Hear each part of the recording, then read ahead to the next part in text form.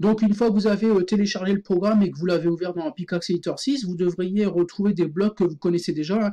Donc, soit vous avez travaillé en quatrième sur le portail coulissant, soit en troisième, mais en tout cas, ce sont des blocs que vous connaissez déjà, hein. Donc, je vais vous remontrer un petit peu quand même au cas où.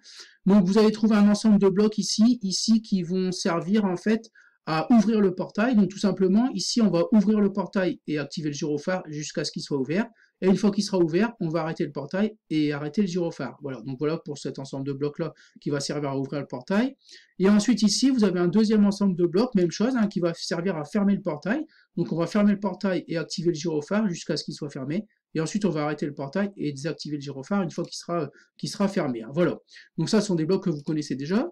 Donc le premier travail à faire, si vous vous souvenez bien, en fait, c'est quand l'interface ici, elle va recevoir le chiffre 0 ou 1 du module Bluetooth, donc du smartphone, hein, on doit la stocker, en fait, on doit stocker ce chiffre-là dans une variable Bluetooth.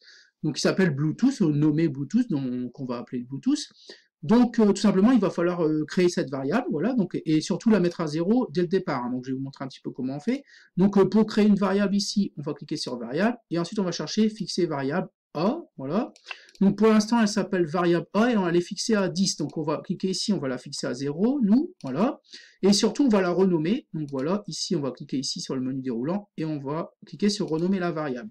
Donc là, celle-là, on va l'appeler Bluetooth.